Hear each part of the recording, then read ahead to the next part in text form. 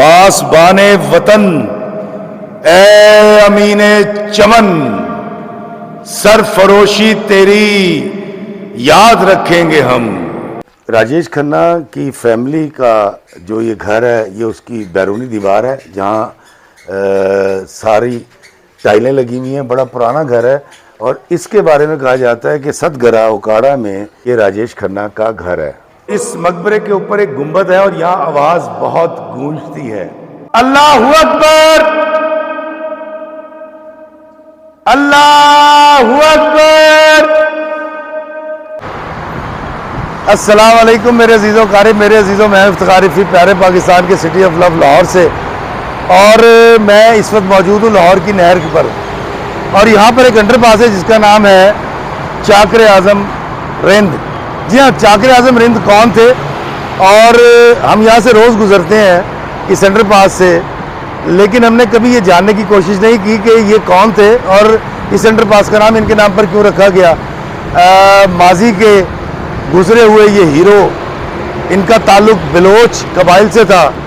ये एक गैरतमंद बलोच थे और इनकी कहानी क्या थी, क्यों इस अंडरपास का नाम उनके नाम पर रखा गया, आए मैं सुनाता हूँ इसकी कहानी और आपको लेके चलता हूँ इनकी कब्र पे और वहाँ चल के मैं बताऊँगा इनकी तारीख। बहादुरों का इंतकाम भी मुझे बहुत प्यारा लगता है, जो मेरे ऊंचे कलों पर हमला करने की हिम्मत रखते हैं। जी हाँ, ये कहना था मीर चाकर आज़म रिंद का, जो शुजाअत और बहादुरी की जिंदा तस्वीर था और बलोचों की शान था। मीर चाकर आज़म रिंद सिर्फ एक शख्सियत नहीं बल्कि बलोचों की जवां मर्दी और फ़ख्र का नाम है। चाकर आज़म की ज़िंदगी को देखकर राजपूतों का वो कौल समझ में आता है कि जान जाए पर वचन न जाए। ऐसे ही दो वादे मीर चाकर आज़म रिंद ने किए थे, फिर अपनी ज़बान की पासदारी के लिए 40 साल मैदान जंग में लड़ते लड़ते गुजार दिए पर कौल नहीं हारा। दोस्तों, कहानी थोड़ी लंबी है, मैं तेज़ी से सुनाने की कोशिश करूंगा, लेकिन इस कहानी को मिस मत कीजिएगा, ये वीडियो आपको बहुत मज़ा देगा। पहली कहानी ये बयान की जाती है कि आज से तकरीबन 500 साल पहले सिब्बी और बोलान के मुकाम पर दो कबीले आबाद थे। एक रिवायत के मुताबिक रिंद और लाशार कबाइल भाई भाई थे। लाशार का सरदार मीर गोहराम और रिंद कबीले का सरदार चाकर रिंद था। ये वो वक्त था जब शेर शाह सूरी ने शहनशाह हिंद हुमायूं को शिकस्त दी और हुमायूं ईरान की तरफ भाग निकला। शेर शाह की फ़ौजों ने उसका पीछा किया। उस ज़माने में तरीका ये हुआ करता था कि भागते दुश्मन को पीछे से मारा जाता था ताकि दोबारा इक़्तिदार को ख़तरा ना हो। करीब था कि शेर शाह सूरी की फ़ौजें हुमायूं को गिरफ़्तार कर लेती या मार देती। हुमायूं बलूचिस्तान के इलाके सिबी में दाखिल हो गया, जहाँ उस वक्त मीर चाकर रिंद की हुकूमत थी। हुमायूं ने मीर चाकर रिंद से मदद तलब की। बलोचों का असूल होता है कि जब कोई पनाह या मदद तलब करे तो वो उसे पनाह और मदद ज़रूर देते हैं। चाकर आज़म की फ़ौज जब शेर शाह सूरी की फ़ौज के मुकाबले आई तो वो तादाद में कम थे। वैसे भी कई दिनों के सफ़र और हुमायूं की तलाश में शेर शाह सूरी की फ़ौज की ये टुकड़ी थक भी चुकी थी और तादाद में भी चाकर रिंद की फ़ौज से बहुत कम थी। शेर शाह सूरी के फ़ौजी दस्तों ने वापसी में ही आफियत जानी और हुमायूं चाकर आज़म रिंद की मदद से बचकर फ़ारस निकल गया। इस वाक़या के कुछ अरसे के बाद एक और वाक़या हमें तारीख़ में मिलता है और वह ये कि बोलान के इलाके में एक मालदार जवां साला खूबसूरत औरत माई गौहर अपनी एक छोटी सी रियासत में रहा करती थी। नहायत खूबसूरत थी, 5 बहनों में से सबसे बड़ी थी और भाई ना होने की वजह से अपने शौहर के साथ ऊँटों का कारोबार किया करती थी। एक रोज़ उसका शौहर नामालूम अफराद के हाथों कत्ल हो गया। इलाके के सरदार होने के नाते लाशार कबीले के सरदार मीर गोहराम खान ने गौहर को निकाह की पेशकश की। माई गौहर, जो कि उस वक्त 6 या 8 साला बेटे की माँ भी थी, ने मीर गौहर खान से शादी से इनकार कर दिया। इस इनकार को सरदार गोहराम ने अपनी बेइज्जती तस्वुर किया और माई गौहर की चरागाहों पर भारी टैक्स आयद कर दिया। इसके अलावा दीगर हवालों से भी माई गौहर की ज़िंदगी अजीरन कर डाली। माई गौहर अपने माल मवेशी लेकर बोलान से सिब्बी चली गई और वहाँ के हाकिम सरदार मीर चाकर रिंद से पनाह तलब की। मीर चाकर रिंद ने गौहर की कहानी सुनकर ना सिर्फ उसे पनाह दी बल्कि एक बहुत वसी व अरीज़ चरागाह भी अता कर दी, जहाँ पर माई गौहर रहने लगी। इस वाक़या से पहले लाशार और रिंद कबाइल में झगड़ा तो ना था मगर मिलना जुलना बहुत ज़्यादा ना था। मगर लाशार सरदार गोहराम को माई गौहर को पनाह देने पर बहुत गुस्सा आया था। खुदा का करना ऐसा हुआ कि लाशार का भतीजा सालार सिब्बी के इलाके में चला गया। वहाँ जाकर उसने रिंद के बेटे शहदाद रिंद से घोड़ा सवारी में मुकाबला किया। तारीखदान लिखते हैं कि दोनों के घोड़े बराबर थे, मगर काजी ने जीत का फैसला चाकर रिंद के बेटे शहदाद के हक में कर दिया। सलार गुस्से में अपने साथियों के साथ वहां से निकला। रास्ते में एक चरागाह में चरते हुए ऊँटों के 50 बच्चे ज़िबा कर डाले और अपने कबीले की तरफ चल पड़ा। दरअसल ये इलाका वो चरागाह थी जो चाकर आज़म ने माई गौहर को अता की थी। माई गौहर शिकायत लेकर चाकर आज़म रिंद के पास पहुंची। चाकर रिंद को गलत फहमी हो गई कि गौहर के जानवर लाशार सरदार ने जानबूझकर कत्ल करवाए हैं, क्योंकि गौराम को इस बात का कलक था कि मैंने माई गौहर को पनाह दी है। अब खुदा जाने किसने गलत फहमी पैदा की थी या चाकर आज़म रिंद के दिमाग की इख्तरा थी। मीर चाकर रिंद ने गुस्से में आकर गौराम खान के भतीजे सलार खान का पीछा किया और उसे उसके साथियों समेत कत्ल कर डाला। इस कत्ल के साथ जिस जंग का आगाज़ हुआ वो जंग अगले 30 साल लाशारियों और रिंद के दरमियान चलती रही। इस जंग का इख्तिताम कुदरती तौर पर यूं हुआ कि दोनों कबाइल कमज़ोर हो चुके थे। फिर एक और कबीले ने लाशार पर हमला कर दिया और वो उसके साथ जंग में मुब्तला हो गया। इसी असना में एक तीसरे जंगजू कबीले के सरदार डोडा खान ने हमला कर दिया और चाकर आज़म रिंद को इलाका छोड़कर मुल्तान आना पड़ा। मुल्तान के हाकिम से हाथ मिलाने के बाद चाकर आज़म ने एक इलाके ऊका की तरफ हिजरत की और इस जगह को अपना मस्कन बना लिया। दोस्तों, मैं सुबह सुबह लाहौर से निकला और यहाँ पहुँचा हूँ सतगरा, ज़िला उकाड़ा, मकबरा मीर चाकर आज़म रिंद। जी हाँ, एक बलोच सरदार, एक बलोच हीरो की कहानी मैं आज आपको सुनाने आया हूँ और मैं आपको लेके जा रहा हूँ उनके मकबरे पे। मैंने आपको लाहौर का एक अंडरपास भी दिखाया और ये देखिए सामने फसलें लगी हुई हैं और कितना खूबसूरत माहौल है और यहाँ पर उनका मकबरा बनाया गया है। बलोचों के बारे में कहा जाता है हिफायत के बड़े पाबंद होते हैं, बड़े गैरतमंद होते हैं, बड़े गयूर होते हैं। तो एक ऐसे ही गैरतमंद बलोच की आज मैं आपको कहानी सुनाऊंगा। आए चलते हैं उनके मकबरे पे।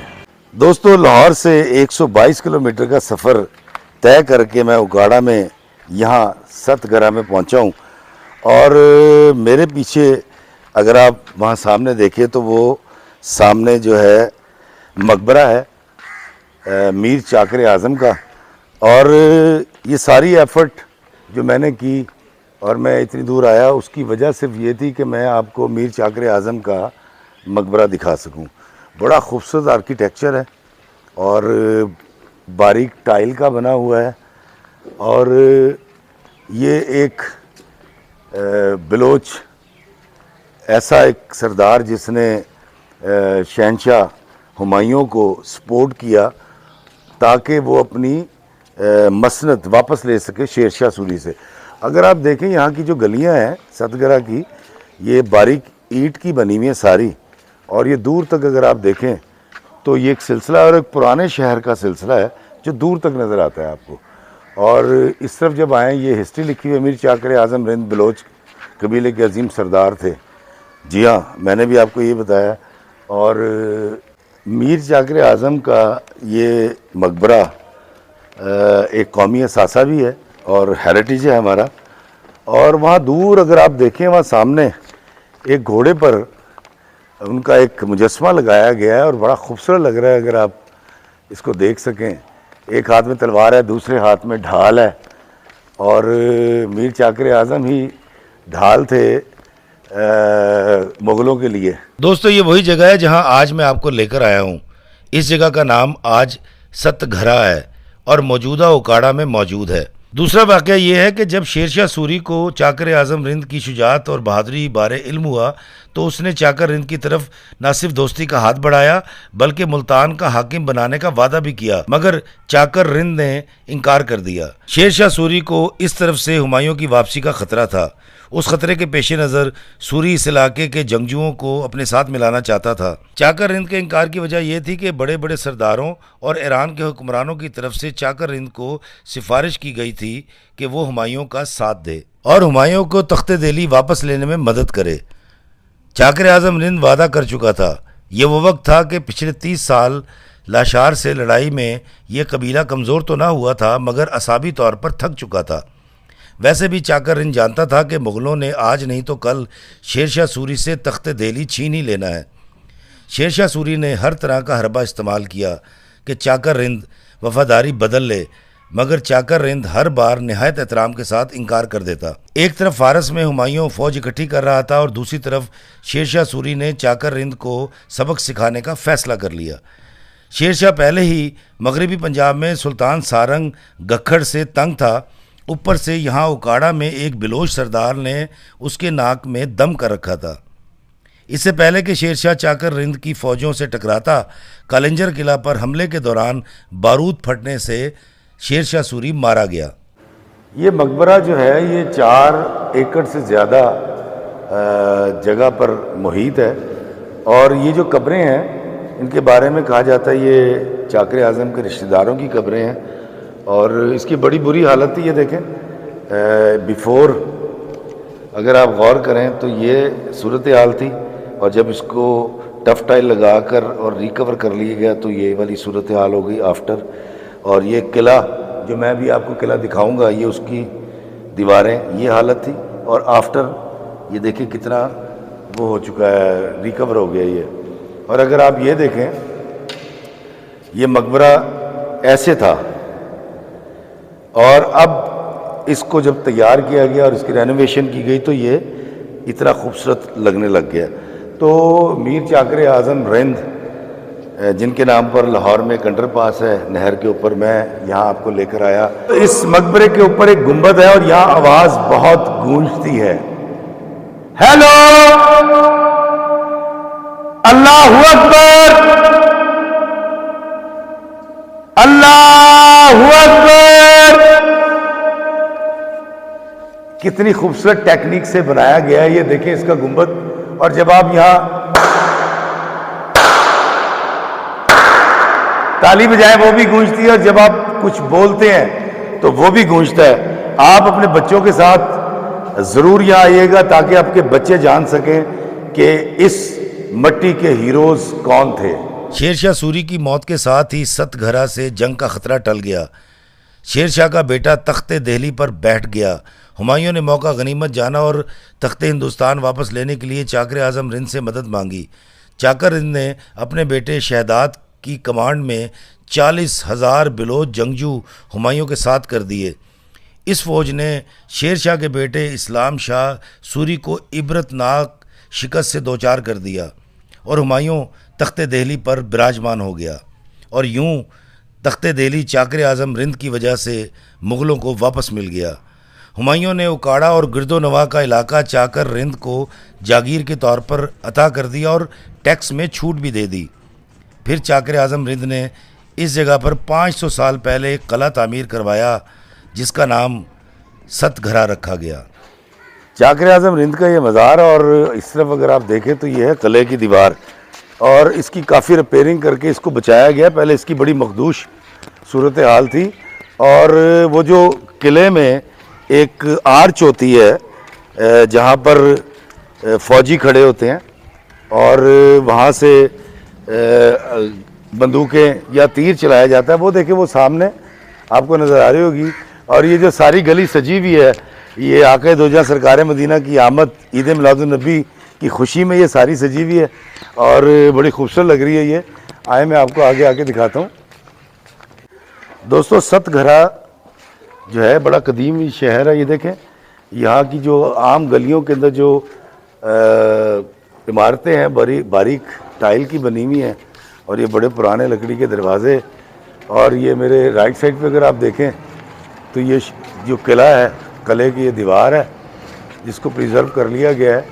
और इस तरफ से अगर मैं आपको दिखा सकूं ऊपर, ये देखें, ये जो सुराख नज़र आ रहे हैं किले के अंदर दीवार में, यहाँ से बंदूकें और तीर चलाए जाते थे। बड़ा कदीम शहर है। और इसकी अगर कोई भी दीवार देखें, ये इस तरह सामने वाली दीवार देखें, इसमें ऐड कर दी गई है बड़ी ईंट। अदरवाइज़ ये जो छोटी टाइल की बनी हुई ये ईंट है, दीवार है, और ये जो दीवार है इसके ऊपर ईंटें लगाकर इसको कवर कर लिया गया है। बड़ा कदीम शहर, और इस शहर की जो तारीख़ है वो कमो बेश 1500 से 2000 साल पुरानी है। मैं इस वक्त मौजूद हूँ किला सतगरा के मेन गेट पे, और ये उसका दाखिली रास्ता है जिसको प्रिजर्व करने की कोशिश की गई है। और अगर इस तरफ भी आप देखें तो इसके अंदर ऊपर वाले पोर्शन में तामीरात कर ली गई हैं। तो मैं इस वक्त मौजूद हूँ उकाड़ा के पास किला सतगरा में। आए इस गेट से अंदर चलते हैं और देखते हैं इस किले के अंदर है क्या। और ये देखें, जब हम यहाँ दाखिल होते हैं तो किले के अंदर ये ऊपर वाला पोर्शन के ऊपर देखें, वो सारा ऊपर अगर आप देख सकें तो अब किले की ये हालत है। और यहाँ पर दुकानें बन चुकी हैं। भाई अस्सलाम वालेकुम, की हाल है जनाब? खैरियत? तुसी ठीक ठाक? ये आप आलू की टिक्कियाँ बेच रहे हैं? आलू की टिक्कियाँ, समोसे, पकौड़े और नान तले हुए। वाह, समोसे, पकोड़े, तले हुए नान। दोस्तों, ये इस शहर की किले के अंदर जो वॉल सिटी है, ये वॉल सिटी मैं आपको दिखा रहा हूँ। यहाँ पर बड़े बड़े कदीम घर अभी मौजूद है जो खस्ता हाल है। ये देखें, ऐसा कदीम शहर आपने शायद पहले ना देखा। या ये वाली गली अगर आप देखें, इस गली में भी ये सारे जो मकान हैं वो कदीम हैं। इनको प्रिजर्व करने की ज़रूरत है और इसको वर्ल्ड हेरिटेज करार देना चाहिए। इस तरह की इमारतें अगर ज़ाया हो गई, मैं जब कहीं भी दुनिया में जाता हूँ या यूके में जब मैं देखता हूँ 1500 2000 साल पुरानी इमारतें, तो मुझे बड़ा दिल करता है कि मेरा पाकिस्तान और उसके असासे और उसका हेरिटेज भी इसी तरह संभाल लिया जाए जैसे तरक्की याफ्ता दुनिया ने संभाल रखा है। और ये इसी तरह वो दूसरी तरफ भी एक दरवाज़ा है जो बहुत दूर है। तो ये शहर है, कदीम शहर है, और इसको वर्ल्ड हेरिटेज करार देकर प्रिजर्व करने की अशद ज़रूरत है। किला सतगरा के दूसरे दरवाजे से निकलें तो कुछ ऐसा मंजर दिखाई देता है। और ये देखें फसील किला की, और फिर वो आर्चिस जिसमें मैंने आपको बताया था कि तीरंदाज और बंदूकें लेकर खड़े होते थे। और अगर इस तरफ देखें, एंड पे चले जाएं तो फिर आपको मीर चाकर आज़म का जो मकबरा है वो दिखाई देता है। और अगर आप यहाँ देखें, लकड़ी का बड़ा खूबसूरत काम है, पुराने शीशे लगे हुए हैं, बड़ी कदीम बिल्डिंग है ये, इस पर लोहे का और लकड़ी का काम किया गया है और ऊपर रंगीन शीशे हैं। और मेरा ख्याल है कि इतनी बरसात और इतने अरसे के बावजूद ये लकड़ी भी ख़राब नहीं हुई, ये लोहा भी ख़राब नहीं हुआ। तो सतगरा उकाड़ा के पास है और मैं किले के दरवाजे पे मौजूद हूँ। वॉल सिटी है और इसके बारे में कहा जाता है कि यहाँ पर कालू खन्ना कोई रहा करते थे बिफोर पार्टीशन। और इनके बारे में कहते हैं राजेश खन्ना के ये कोई अजदाद में से दादा थे या परदादा थे, जो भी थे। मैं आपको घर दिखाता हूँ जहाँ पर राजेश खन्ना के बड़े रहा करते थे। जी हाँ, ये घर है और बड़ा पुराना घर है और दूर तक अगर देखें बड़ी खूबसूरत हवेली है ये। और इस घर के बारे में ये कहा जाता है कि यहाँ पर कोई कालू खन्ना साहब रहते थे जो राजेश खन्ना के बड़ों में से थे। तो राजेश खन्ना का ये घर मुझे यहाँ के मुकामी लोगों ने बताया कि राजेश खन्ना के रिश्तेदार जब भी पार्टीशन के बाद आए तो पुलिस आके इस घर को खाली कराती थी और फिर वो इस घर में कुछ वक्त गुजार कर चले जाया करते थे। राजेश खन्ना की फैमिली का जो ये घर है, ये उसकी बैरूनी दीवार है जहाँ सारी टाइलें लगी हुई हैं। बड़ा पुराना घर है और इसके बारे में कहा जाता है कि सतगरा उकाड़ा में राजेश खन्ना के बड़े यहाँ रहते थे। ये राजेश खन्ना का घर है।